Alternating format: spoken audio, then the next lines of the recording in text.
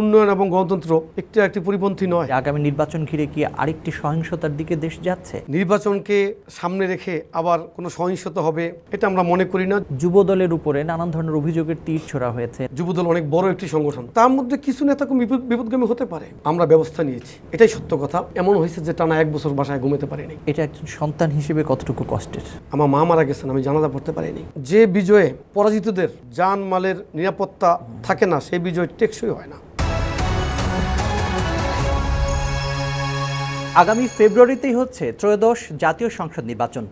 অন্তর্বর্তীকালীন সরকারের তরফ থেকে এমন জোর আশ্বাস কিংবা জোর দাবি করার পরও জনমনে একটি প্রশ্নেরও উদ্রেক হয়েছে, আর সেটি হচ্ছে আদৌ ফেব্রুয়ারিতে নির্বাচন হবে তো? বাংলাদেশের রাজনৈতিক বাস্তবতা এবং নির্বাচনের ভবিষ্যৎ নিয়ে অনেকের এই শঙ্কা কিংবা আশঙ্কা ঘিরে যে বাস্তবতা তৈরি হয়েছে, তার প্রেক্ষিতে আমরা দেখেছি জামাত ইসলামী এর বেশ আগেই তারা তাদের প্রার্থী ঘোষণা করেছে। তবে গণমাধ্যমের খবর, বিএনপিও তার প্রায় 150 আসনে তাদের প্রার্থীদেরকে সবুজ সংকেত দিয়েছে, যদিও দলের পক্ষ থেকে দলের সিনিয়র যুগ্ম মহাসচিব এই খবরকে ভিত্তিহীন বলেছেন। আর এই সব কিছু নিয়ে আজকে আমাদের সঙ্গে কথা বলতে আমাদের স্টুডিওতে উপস্থিত হয়েছেন যুবদলের সাধারণ সম্পাদক নুরুল ইসলাম নয়ন। আপনাকে স্বাগত স্টার পলিটিক্সে। আপনাকে ধন্যবাদ। আমি প্রথমেই জানতে চাইব আপনার কাছে, নির্বাচন আদৌ ফেব্রুয়ারিতে হচ্ছে তো, এমন প্রশ্ন কেন জনমনে তৈরি হয়েছে, কিংবা এই ধরনের প্রশ্ন আপনারা শুনতে পান কিনা রাজনৈতিক মাঠে যখন আপনারা যান? আসলে আমার মনে হয় 5ই অগস্টের পরে খুব অল্প সময়ের মধ্যে প্রয়োজনীয় সংস্কার শেষে, অর্থাৎ শুধু নির্বাচনের জন্য যে সংস্কারটুকু প্রয়োজন, সে সংস্কার শেষে একটি নির্বাচন হবে, এটা মানুষ আশা করেছিল। কিন্তু যেই সময়ের মধ্যে নির্বাচন হবে মানুষ প্রত্যাশা করেছিল, ওই সময়ের মধ্যে এখন পর্যন্ত না হওয়ার কারণে এক ধরনের শঙ্কা তৈরি হতে পারে। তবে আমরা আশা করছি যে এই ফেব্রুয়ারির মধ্যে এই সরকার নির্বাচন করানোর জন্য সর্বোচ্চ আন্তরিকতা দেখাবে। তারা জোর আশ্বাস দিচ্ছেন যে ফেব্রুয়ারিতে নির্বাচন হবে, এবং বলা হচ্ছে যে দুনিয়ার কোনো শক্তি নেই ফেব্রুয়ারি ভোট ঠেকাতে পারে। তারপরও মানুষের ভিতরে নিশ্চয়ই এই প্রশ্নটিও দানা বাঁধছে। এটা তো সত্য, আপনারা সেটা মনে করেন কিনা? আসলে নির্বাচনটা আরও অনেক আগেই হওয়ার কথা ছিল, কিন্তু আগে যেহেতু হয়নি, এই জন্য মানুষের মধ্যে একটা শঙ্কা হয়তো তৈরি হয়েছে। আর তাছাড়া যখনই আমরা নির্বাচনের কথা বলেছিলাম, নির্বাচনের মুখোমুখি দাঁড় করে দেওয়া হয়েছিল সংস্কারকে। আমরা যখন নির্বাচনের দাবি জানিয়েছি, নির্বাচনের মুখোমুখি দাঁড় করে দেওয়া হয়েছে ন্যায় বিচারকে। অথচ নির্বাচন, সংস্কার, ন্যায় বিচার কোনোটাই তো একটি পরিপন্থী নয়। আমরা অতীতেও দেখেছি যে আমরা যখন গণতন্ত্রের কথা বলতাম, তখন গণতন্ত্রের মুখোমুখি দাঁড় করে দেওয়া হয়েছিল উন্নয়নকে। অথচ উন্নয়ন এবং গণতন্ত্র একটি পরিপন্থী নয়। তো এই সকল আচরণের কারণে মানুষের মধ্যে এক ধরনের শঙ্কা তৈরি হতে পারে, কিন্তু আমরা কোনো শঙ্কার মধ্যে থাকতে চাই না।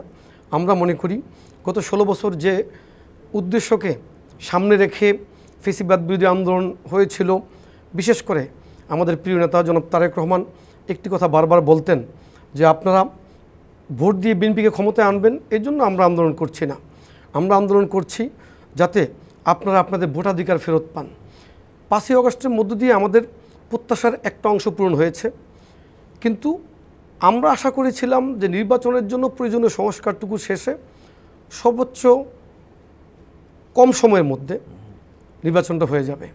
না হওয়ার কারণে মানুষের মধ্যে এক ধরনের শঙ্কা তৈরি হয়ে থাকতে পারে, কিন্তু আমরা আশাবাদী হতে চাই যে ফেব্রুয়ারির মধ্যে নির্বাচনটা এই অন্তর্বর্তী সরকার করার জন্য সর্বোচ্চ আন্তরিকতা দেখাবেন। জুলাই সনদের আইনগত ভিত্তি এবং পিআর, এই দুটি দাবিতে আমরা দেখতে পাচ্ছি যে বেশ কয়েকটি রাজনৈতিক দল তারা জোট গঠনের প্রচেষ্টায় আছে। আপনারা কি মনে করেন যে সামনে নির্বাচনের বাধা হতে পারে পিআর কিংবা জুলাই সনদ? এটিকে নির্বাচনের বাধা মনে করছেন কিনা? আসলে এটা তো ঐক্যমতের ভিত্তিতেই হওয়ার কথা। আর পিআর তো বাংলাদেশের মানুষের মধ্যে অভ্যস্ততা কিংবা আকাঙ্ক্ষা কোনোটার মধ্যেই এই পিআর নেই। বাংলাদেশের মানুষের প্রত্যাশার সাথে সামঞ্জস্যপূর্ণ নয় আমি মনে করি পিআর। যাই হোক, এটা কোনো দলের তাদের নিজস্ব হিসাব নিকাশের কারণে তারা পিআরকে নিয়ে তারা সিরিয়াস হয়ে গিয়েছে, কিন্তু মানুষ স্বাধীনতার পর থেকে এখন পর্যন্ত একটি সিস্টেমে যে অভ্যস্ত, ওই সিস্টেমের বাইরে মানুষ আশা করে না যে অন্য কোনো পদ্ধতিতে বাংলাদেশে নির্বাচন হবে। এটা দুই একটি দলের তাদের নিজস্ব হিসাব নিকাশের কারণে তারা পিআর নিয়ে এত অবস্টিনেট আচরণ করতেছে। এই প্রেক্ষাপটে আপনার মনে হয় কিনা কিংবা সাধারণ মানুষের ভিতরে একটা শঙ্কা তৈরি হতেই তো পারে যে আগামী নির্বাচন ঘিরে কি আরেকটি সহিংসতার দিকে দেশ যাচ্ছে কিংবা আরেকটি সংঘর্ষের দিকে যাচ্ছে, এই পরিস্থিতি তৈরি হওয়ার শঙ্কা আশঙ্কা আপনাদের আছে কিনা? আমরা মনে করি না। কারো প্ল্যান থাকলে এটা তাদের ব্যাপার, কিন্তু আমরা মনে করি না যে 5ই আগস্টের পরে নির্বাচনকে সামনে রেখে আবার কোনো সহিংসতা হবে কিংবা নিজেদের মধ্যে কোনো অন্তর্দ্বন্দ্ব হবে, এটা আমরা মনে করি না। যদি এটা হয়, আল্লাহ না করুক, তাহলে যে প্রত্যাশা নিয়ে স্বৈরাচার বিরোধী আন্দোলন হয়েছিল, ফেসিবাদ বিরোধী আন্দোলন হয়েছিল গত 16 বছর, এবং প্রত্যাশার একটা অংশ পূরণও হয়েছে, সেক্ষেত্রে তো সেই 16 বছরের যে প্র্যাকটিস ওইটাই আবার ফিরে আসবে বাংলাদেশ। 5 আগস্ট যে শিক্ষা দিয়ে গেছে রাজনৈতিক দল কিংবা রাজনীতিকদেরকে, এক হওয়ার যে শিক্ষা, সেই 5 আগস্ট থেকে প্রকৃত অর্থে এই 1 বছর পরে আমরা যদি পিছনে ফিরে তাকাই, রাজনৈতিক দল কিংবা রাজনীতিবিদেরা কতখানি শিক্ষা নিয়েছে বলে মনে হয়? তবে সব রাজনৈতিক দল সম্পর্কে ঢালাওভাবে বলা যাবে না। আমরা দুই একটা বিষয় আপনাদেরকে মনে করিয়ে দিতে চাই। 5ই আগস্টের পর থেকে আমরা এখন যারা যে রাজনৈতিক দলগুলো সক্রিয় রয়েছে মাঠে, তাদেরকে ঐক্যবদ্ধ করে একটি স্বচ্ছ গ্রহণযোগ্য নির্বাচনের কথা আমরা বারবার বলে আসছিলাম। কিন্তু এখানে আমরা লক্ষ্য করেছি ছোট ছোট বিভিন্ন বিষয় নিয়ে কোনো দল অনেক উস্কানিমূলক আচরণ করেছে, আমাদের দলের বিপক্ষে, আমাদের দলের প্রধানকে নিয়ে অনেক আপত্তিজনক বক্তব্য দিয়েছে, স্লোগান দিয়েছে। আমরা কিন্তু ঐক্যের স্বার্থে এই বিষয়গুলো নিয়ে আমরা খুব স্বাভাবিক আচরণ করেছি, এবং আমরা ঐক্য যাতে নষ্ট না হয় এই জন্য তাদেরকে সবসময় আহ্বান জানিয়েছি। বিশেষ করে রাজনীতিতে যে শিষ্টাচার, এই শিষ্টাচারের পক্ষে আমরা কথা বলেছি। আমরা আশা করেছিলাম যে কেউ শিষ্টাচারের সীমা লঙ্ঘন করবে না, যদিও অনেকে করেছে, কিন্তু বৃহত্তর ঐক্য রক্ষা করার স্বার্থে আমরা এগুলো সহ্য করেছি। জামাত ইসলামী তাদের প্রায় 300 আসনেই বলা যায়, বেশিরভাগ আসনেই তারা কে কোথায় প্রার্থী হবে সেটি আগেই তাদের নাম ঘোষণা করেছে, সেই অনুযায়ী তারা কাজও করছে। তবে বিএনপির তরফ থেকে আনুষ্ঠানিকভাবে আমরা কোনো প্রার্থী কোন আসনে কাকে দেবে সেটি আমরা এখন পর্যন্ত তারা দেয়নি। তবে গণমাধ্যমে খবর আমরা যেটি দেখতে পেয়েছি, প্রায় 150 আসনে বা তারও বেশি আসনে কে কোথায় প্রার্থী হবে তাদেরকে সবুজ সংকেত দেওয়া হয়েছে, এরকম একটি খবর প্রকাশিত হয়েছে। সেই সংকেত পাওয়াদের মধ্যে আপনার নামটিও আছে ভোলা 4 আসন থেকে। এবং যদিও আমরা দেখলাম যে পরবর্তীতে দলের সিনিয়র যুগ্ম মহাসচিব একটি সংবাদ সম্মেলন করে বললেন যে দলের তরফ থেকে কাউকে এই ধরনের সংকেত দেওয়া হয়নি। আমরা সত্যটা জানতে চাই। সত্যটা হচ্ছে যে দল এখন পর্যন্ত প্রেস রিলিজ দিয়ে কারো নাম ঘোষণা করেনি, এটাই সত্য কথা। আর প্রত্যেকে যে নিউজ সাংবাদিক ভাইয়েরা তো তাদের পত্রিকায় 2টি নিউজ করার জন্য বিভিন্ন রকমের খোঁজখবর নিয়ে তাদের অনুমান এবং পারিপার্শ্বিক প্রেক্ষাপটকে বিবেচনায় রেখে কিছু নাম তারা হয়তো লিখেছেন, কিন্তু প্রকৃত সত্য হচ্ছে যেটা আমরা সবাই জানি যে দল এখন পর্যন্ত কারো নাম ঘোষণা করেনি। অনেক আসন আছে যেখানে 4 জন 5 জন বা 6 জনের অধিক প্রার্থী রয়েছে, আপনার আসনও সেরকম। তো এই জায়গাতে প্রার্থী বাছাই করতে কোনো ধরনের বেগ পেতে হবে বলে মনে করেন কিনা? কারণ এইবারের যে ভোট সেটি আসলে 5 বছর পর না, বলা যায় যে প্রায় 16 বছর পরে একটি ভোট আসছে। সেই ক্ষেত্রে আপনারা মনে করেন কিনা যে এটি কোনো ধরনের বাধা তৈরি করতে পারে কিংবা কোনো অসন্তোষ তৈরি করতে পারে দলের মধ্যে? এটা আমি মনে করি না। এই জন্য মনে করি না বিএনপির মতো একটি বড় দলে একাধিক প্রার্থীতা থাকবে, যারা নমিনেশন প্রত্যাশী হবে। আর এতটুকু কম্পিটিশন যদি একটি দলের মধ্যে না থাকে তাহলে এই দলটা কেন বিশাল হলো? আর এটা প্রার্থীতা চাইবে, কিন্তু দল তো সবাইকে দিতে পারবে না। যাকেই দিবে তিনি বাকিদেরকে নিয়ে একসাথে নির্বাচনের জন্য কাজ করবেন, এটা খুবই স্বাভাবিক। অতীতেও তো এরকমের একাধিক প্রার্থী ছিল, সেখানেও প্রার্থীতা ঘোষণা করার পরে সব কিছু স্বাভাবিকভাবে ছিল এবং নির্বাচনে সবাই ঐক্যবদ্ধভাবেই নির্বাচনের কাজ করেছে, নির্বাচনী প্রচারণা করেছে, সর্বোপরি নির্বাচনে অংশগ্রহণ করেছে। সামনে নির্বাচন ঘিরে আপনার প্রত্যাশার কথা জানতে চাই, আপনার নির্বাচনী আসন ভোলা 4 আসন নিয়ে আপনার পরিকল্পনা জানতে চাই, কিংবা দলের কাছে আপনার প্রত্যাশার কথা জানতে চাই। আমি আমার এলাকায় নির্বাচনী আসনে কাজ করছি। আমি আশা করি দল আমাকে প্রার্থিতার ক্ষেত্রে বিবেচনায় নেবে, এবং যদি এই সুযোগ হয় আমার, সেক্ষেত্রে তখন আমি আমার এলাকার জন্য কিছু প্ল্যান মানে ইস্তেহার আমি ঘোষণা করব, মানে ম্যানিফেস্টো আমি ঘোষণা করবো। আপনাদের যারা রাজনৈতিক প্রতিপক্ষ আছে, ধরেন জামাত ইসলামী, তারা এক ধরনের মোর্চা করার চেষ্টা করছে কিংবা করে ফেলেছে, এবং এনসিপি তারা তাদের মতো করে আরেকটি মোর্চা করা, নিশ্চয়ই আপনারা সেটি দেখেছেন, তারা আরেক ধরনের জোট করার চেষ্টা করছে। অর্থাৎ বিএনপি বলয়ের বাইরে আরও যদি দুটি জোট বা একাধিক জোট হচ্ছে, সেগুলো আপনাদের জন্য রাজনৈতিকভাবে মোকাবেলা করা কিংবা নির্বাচনে বৈতরণী পার হতে এক ধরনের প্রতিবন্ধকতা কিংবা এক ধরনের বাধা হতে পারে বলে মনে করেন কিনা? এই মুহূর্তে বিএনপিকে সবচেয়ে জনপ্রিয় দল মনে করেই তো কেউ কেউ মনে করেন, কেউ কেউ অত একটু অ্যাম্বিশাস হতে পারেন যে বাংলাদেশ থেকে একটি বড় দলের বড় দলের রাজনৈতিক নির্বাচন হয়েছে। সেক্ষেত্রে বিএনপির মতো দল যদি কোনো কারণে সমস্যায় পড়ে বা বিএনপিকে যদি আটকে দেওয়া যায়, তাহলে তারা হয়তো ক্ষমতায় চলে আসবেন, এরকম অ্যাম্বিশন থাকতে পারে।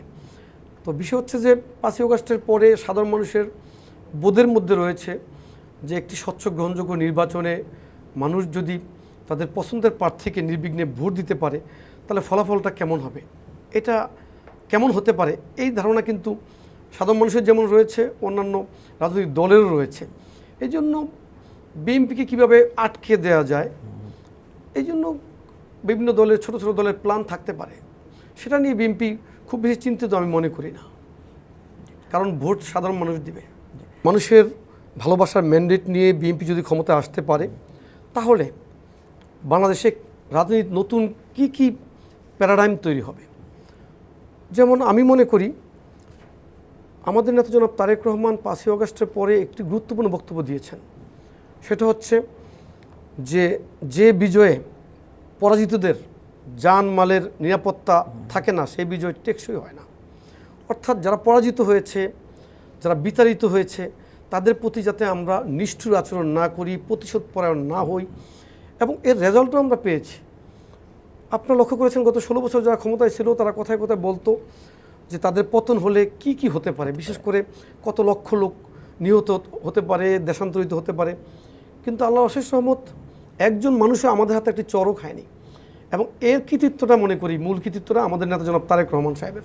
কিন্তু 5 আগস্টের পরে পরবর্তী সময়ে যুবদলের উপরে নানান ধরনের অভিযোগের তীর ছোড়া হয়েছে, নানান ধরনের অভিযোগ উঠেছে, সেটি নানান কিছু, সেটি আর্থিক হোক, মানে সহিংসতা হোক, এগুলো আসছে। আপনি কি মনে করেন যে এগুলো কি কোনো মানে ভিত্তিহীন কিনা একেবারে, কিংবা অমূলক কিনা, কিংবা আপনাদের তরফ থেকে আপনারা সাংগঠনিকভাবে ব্যবস্থাও নিয়েছেন, কিন্তু তৃণমূল লীগে সেই ব্যবস্থাটি কতখানি কার্যকর হচ্ছে বলে মনে করেন, বা এই অভিযোগগুলোই বা আসছে কেন?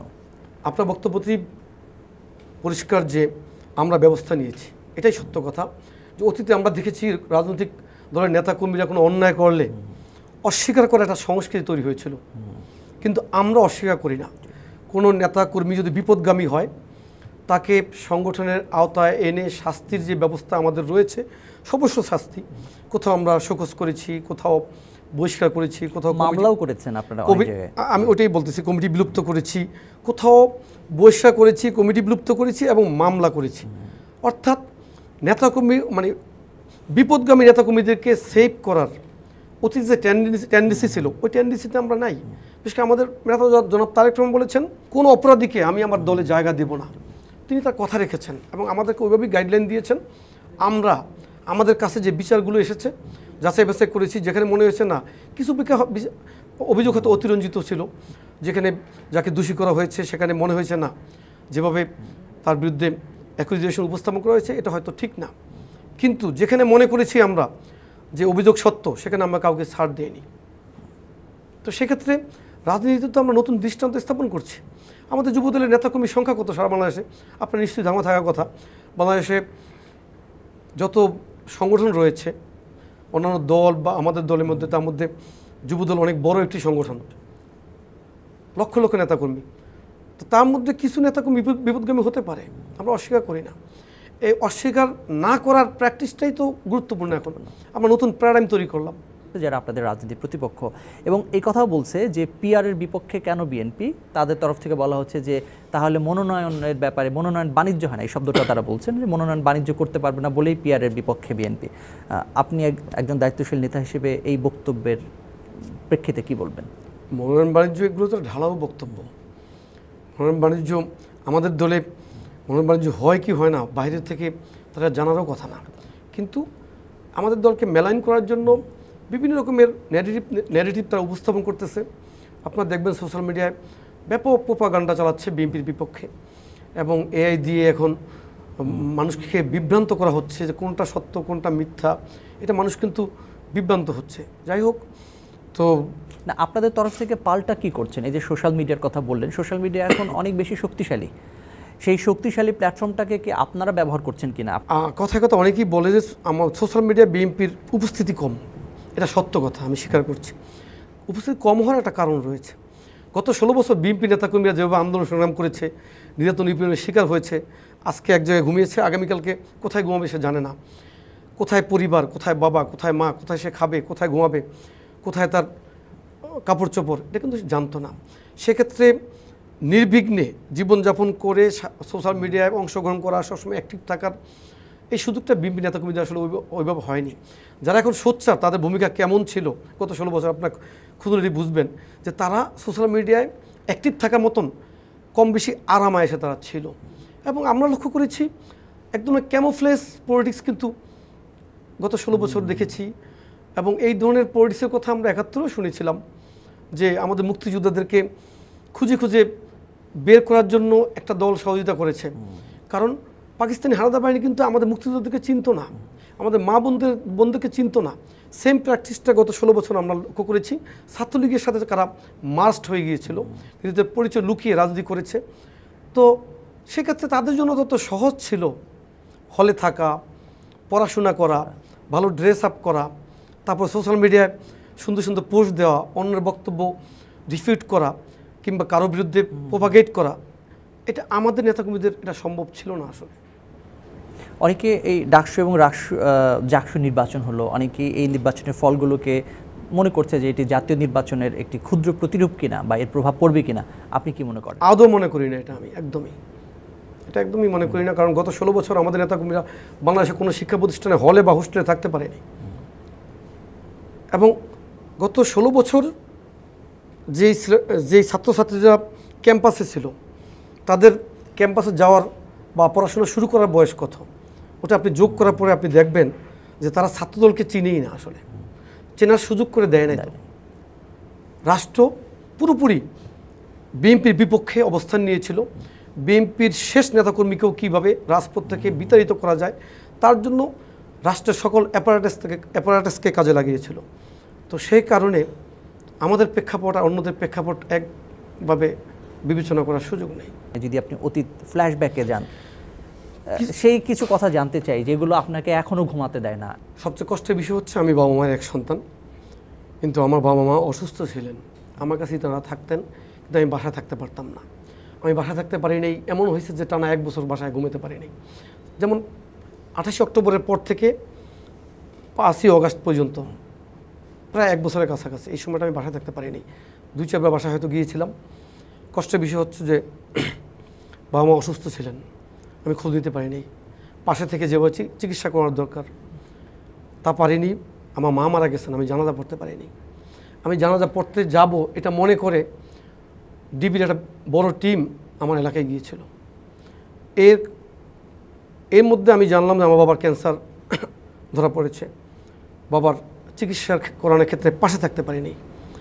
বাবা মা দুজনই মারা গেছে। এটা একজন সন্তান হিসেবে কতটুকু কষ্টের? শুধু রাজনীতির কারণে আপনাকে এই ত্যাগ করতে হয়েছে। অবশ্যই। তো বাংলাদেশে সেই রাজনীতির যেন আর ফিরে আসতে না পারে, সেই জন্য করণীয় কি রয়েছে? আমাদের নেতা জনাব তারেক রহমান একটি কথা বলেন যে আমরা যদি মানুষের ভোটের মাধ্যমে ক্ষমতা আসতে পারি তাহলে এমন একটা জনবান্ধব সরকার করতে চাই যে বিএনপি সরকারের কাছে বিএনপি নেতাকর্মীরা যেমন নিরাপদ থাকবে, বাংলাদেশের অপর রাজনৈতিক দলের নেতাকর্মীরা যাদের বিএনপির সাথে ভিন্ন মত পোষণ করার অধিকার রয়েছে তারাও নিরাপদ থাকবে। তো ওরকম একটা মানবিক বাংলাদেশ যদি গঠিত হয় তাহলে আশা করি এটা হবে না যে সন্তান তার মায়ের বা বাবার জানাজা পড়তে পারবে না, এটা হবে না। যুবদল যাতে প্রশ্নবিদ্ধ না হয় সেই ক্ষেত্রে আপনাদের লক্ষ্য কী এবং যুবদলকে আপনি আসলে কোথায় দেখতে চান? আমরা চাই বাংলাদেশের যুবকরা একসময় বিভ্রান্ত হয়েছিল, বিশেষ করে স্বাধীনতা উত্তর আপনার প্রত্যেকেই জানেন যে যুব সমাজ আর অপরাধ সমর্থক শব্দে পরিণত হয়েছিল। যুব সমাজ, ছাত্র সমাজ, তরুণ সমাজ দুর্বৃত্তায়নে বন্দী হয়েছিল।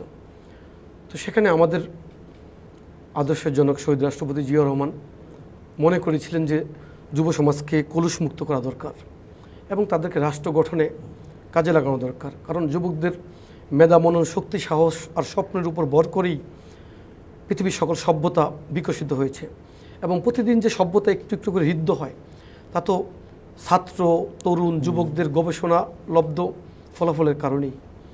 তো সে কারণে আমরা চাই বাংলাদেশের প্রতিটি যুবক রাজনীতি না করুক, কিন্তু রাজনৈতিক সচেতন হোক, যাতে এইভাবে অতীতের মতন কেউ ক্ষমতাকে জোর করে আঁকড়ে রাখতে না পারে এবং রাষ্ট্রে যাতে বৈষম্য তৈরি না হয়, রাষ্ট্র যাতে জনগণের মুখোমুখি না দাঁড়ায়। এই জন্য আমরা প্রতিটি যুবককে রাজনৈতিক সচেতন করার চেষ্টা করব। সকলেই যুবদল করতে হবে তা না, কিন্তু রাষ্ট্রের স্বার্থে, জনগণের স্বার্থে এবং জনবান্ধব সরকার তৈরি করার ক্ষেত্রে একটা ঐক্যমতের মধ্যে আসুক যুব সমাজ, ছাত্র সমাজ। যেরকম আগে ক্যাসিনো সম্রাটের কথা আমরা জেনেছি, আগে ঠিকাদারি নিয়ন্ত্রণ করতো যুবলীগ, আগে দখলদারি করতো যুবলীগ। মানুষের ভিতরে এই ধরনের শঙ্কা আছে যে বিএনপি ক্ষমতায় আসলে যুবদল কি যুবলীগ হয়ে যাবে? এই প্রশ্নের উত্তর কি? অবশ্যই না। যুবদল অনেক ভালো কাজ করে, যেটা আমরা সব সোশ্যাল মিডিয়া একটু আগে বলেছি। সোশ্যাল মিডিয়া আমরা অত আমাদের এত অ্যাক্টিভ থাকতে পারিনি। এই করোনায় যাদের বাসায় খাবার ছিল না, সারা বাংলাদেশের যুবদলের নেতা কর্মীরা তাদের বাসাবাসী গিয়ে খাবার দিয়ে আসছে, তাদের বাসায় ঔষধ দিয়ে আসছে। প্রতিটি বন্যায় যখনই আমরা শুনি যে হ্যাঁ ওরা বন্যার ভয়াবহতা বৃদ্ধি হয়েছে, আমরা টিম করে দিচ্ছি, তারপর থেকে কাঁধে কিংবা মাথায় খাবার নিয়ে বুক সমান পানির মধ্য দিয়ে হেঁটে খাবার দিয়ে আসতেছে। ব্যক্তিগতভাবে অনেক যুবদলের নেতাকর্মীরা, ছাত্রদলের নেতাকর্মীরা, স্বেচ্ছাসেবক দলের নেতাকর্মীরা সাধারণ মানুষকে সহযোগিতা করে, যেটা আমরা সোশ্যাল মিডিয়া ক্যাম্পেইনের জন্য দেই না, এটা আমরা দায়িত্ব মনে করি, মানবিক দায়িত্ব হিসাবে। তো আর সব ভালো কাজ আমরা ভোটের জন্য করি তা না, মানবিক কারণে করি। এবং আমরা 3টা সংগঠন প্রতি জেলায় গিয়ে নেতাকর্মীদেরকে নিয়ে আমরা মিটিং করেছি, তাদেরকে বলেছি কি করণীয় এই পরিবর্তিত প্রেক্ষাপটে এবং কি করা যাবে না, এই কথাগুলো আমরা বলেছি। এবং তাদের উপর আমরা এক ধরনের চাপ তৈরি করে রেখেছি যে কারো ইউনিটের কোনো নেতাকর্মী যদি বিপদগামী হয়, ওই ইউনিটকে আমরা জবাব দিতে আনবো। এই ধরনের চাপের মধ্যে তারা অলরেডি আছে। একটি সুন্দর মানবিক বাংলাদেশ করতে হলে যুবদলের ভূমিকা কতটুকু? আমার মনে হয় আমাদের প্রিয় নেতা জনাব তারেক রহমান যে 31 দফার সংস্কারের প্রস্তাব দিয়েছেন, রাষ্ট্রের সেবা কী করে জনগণের দোরগোড়ায় পৌঁছানো যায়, এই মেসেজটা যদি আমরা প্রতিটি মানুষের কাছে পৌঁছাতে পারি এবং এটা বলতে পারি যে গত 16 বছর আইন ছিল, আদালত ছিল, কিন্তু ন্যায় বিচার ছিল না। বিএনপি ক্ষমতায় আসলে ন্যায় বিচার আমরা নিশ্চিত করার চেষ্টা করব। গত 16 বছর নির্বাচন কমিশন ছিল, পাতানো নির্বাচন ছিল, কিন্তু মানুষের ভোটাধিকার ছিল না। যদি বিএনপি ক্ষমতায় আসে তাহলে নির্বাচন কমিশন একটি শক্তিশালী প্রতিষ্ঠানে পরিণত হবে, স্বতন্ত্র প্রতিষ্ঠানে। গত 16 বছর পার্লামেন্ট ছিল, যেখানে মানুষের ভোটাধিকারের মধ্য দিয়ে কোনো সদস্য যাননি, অর্থাৎ অকার্যকর ছিল। বিএনপি ক্ষমতায় আসলে পার্লামেন্ট কার্যকর হবে।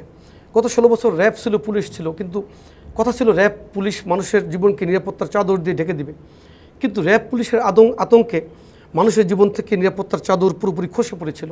আমরা চাই বিএনপি ক্ষমতায় আসলে প্রতিটি নাগরিক যাতে নিরাপদ থাকে এবং কারোর মধ্যে আশঙ্কা তৈরি না হয় যে আমি বিএনপির সাথে ভিন্ন মত পোষণ করেছি বা এই সরকারের সাথে ভিন্ন মত পোষণ করেছি, আমাকে র্যাব পুলিশ তুলে নিয়ে যাবে, গুম করবে, খুন করবে, কিংবা মামলা হামলা গ্রেপ্তারের মুখোমুখি আমাকে করবে, এটা যাতে আশঙ্কার মধ্যে না থাকে। বাংলাদেশে একটা রাজনৈতিক সংস্কৃতি হয়ে গেছে যে যেই ক্ষমতায় আসবে সে ওই আগের চরিত্র ধরবে। মানুষের এই ধারণাটা বদ্ধমূল হয়েছে। এটা আসলে সরানোটা কতখানি কঠিন, বা এটি সরানোর জন্য আপনার তো ওই বাস্তবতা তৈরি করতে হবে। সেটি বিএনপি কতটুকু করতে পেরেছে এখন পর্যন্ত এই 1 বছর? বিএনপি অনেকখানি করতে পেরেছে।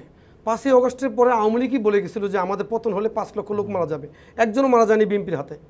অতএব বিএনপি তো অনেক বড় কাজ করেছে, রাষ্ট্রকে সেভ করে দিয়েছে এবং ভবিষ্যতে পারবে, এটার প্রমাণ হচ্ছে এটাই। এবং নেতাকর্মীদেরকে আমরা প্রশ্রয় দিচ্ছি না, কেউ অন্যায় করলে সংগঠন থেকে যা যা স্টেপ নেওয়া যায়, যে পানিশমেন্টগুলো দেওয়া যায়, সবগুলো আমরা দিচ্ছি। প্রত্যেকটা দল নির্বাচন চাচ্ছে, কেউ কিন্তু নির্বাচন চায় না এরকম বক্তব্য দিচ্ছেন না, কিন্তু তারপরও এক হতে পারছে না কেন? এত বেশি বিভাজন হচ্ছে কেন? কিংবা রাজনীতির মাঠে বিভক্তিটা আরও দৃশ্যমান হচ্ছে, কিংবা বিরোধটা আরও বেশি শক্তপোক্ত অবস্থানে যাচ্ছে? এর কারণ কি? রাজনৈতিক দলগুলো ঠিক জনগণের সাথে এক হতে পারছে না কেন? কিছু কিছু রাজনৈতিক দল অতিমাত্রায় উচ্চাকাঙ্ক্ষী হয়ে গিয়েছে।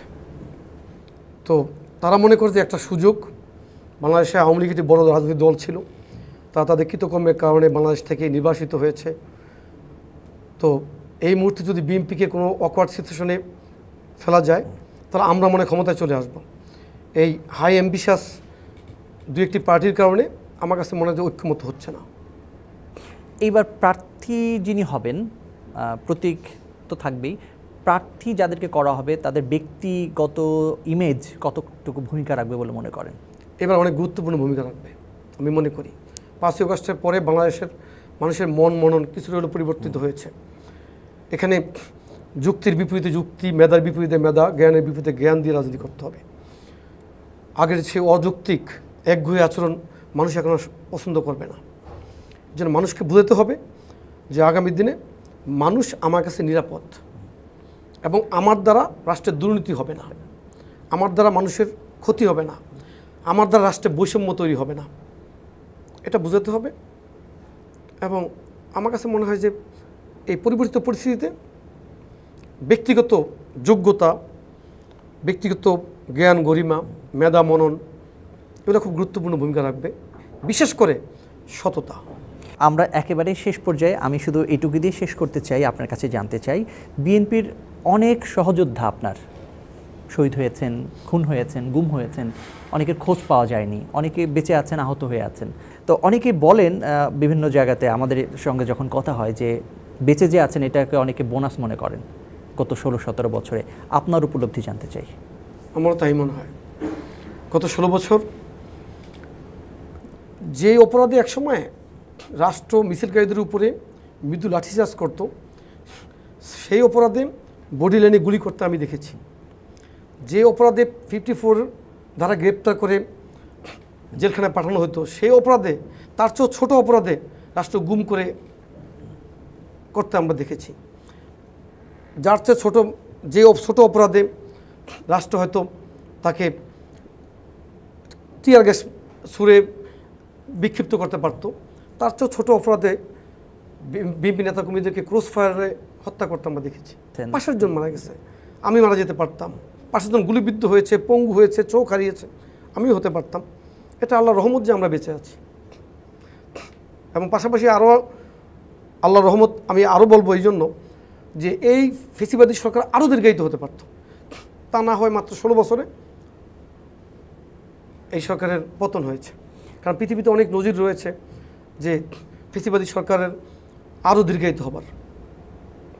সেক্ষেত্রে এই ধরনের সরকার কিংবা এই ধরনের সময়, এই ধরনের কান্না, অশ্রু কিংবা স্বজনের আহাজারি যাতে আর বাংলাদেশে শুনতে না হয়, তার জন্য করণীয় কি? রাজনৈতিক দলগুলোর উদ্দেশ্যে আপনার কোনো বার্তা আছে কিনা?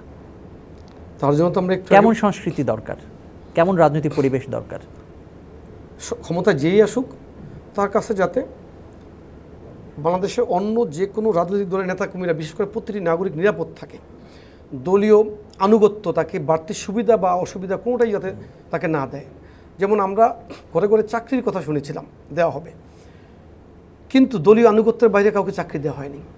কিন্তু আমাদের নেতা জনাব তারেক রহমান বলেছেন বিএনপি ক্ষমতায় আসলে 18 মাসে 1 কোটি কর্মসংস্থানের ব্যবস্থা করা হবে, যেটা সবচেয়ে বেশি লাভবান হবে যুবকেরা, কারণ অনেক বেশি বেকার যুবক বাংলাদেশে রয়েছে। তা তো বটেই, পাশাপাশি যেটা বলছি আমি যে এই চাকরি পাওয়ার ক্ষেত্রে বলা হয়নি যে দলীয় আনুগত্য কিংবা ঘরে ঘরে চাকরি। এখানে প্রত্যেকের ব্যক্তিগত যোগ্যতা তাকে চাকরি পাওয়ার ক্ষেত্রে তাকে সুবিধা কিংবা অসুবিধা দেবে। আপনাকে অসংখ্য ধন্যবাদ আমাদের স্টার নিউজকে সময় দেওয়ার জন্য। না, আপনাদেরকেও ধন্যবাদ এবং আপনাদের মাধ্যমে যারা আমাকে শুনবে তাদেরকেও ধন্যবাদ। দর্শক, আজকের মতো বিদায় নিচ্ছি। স্টার নিউজের সঙ্গে থাকুন।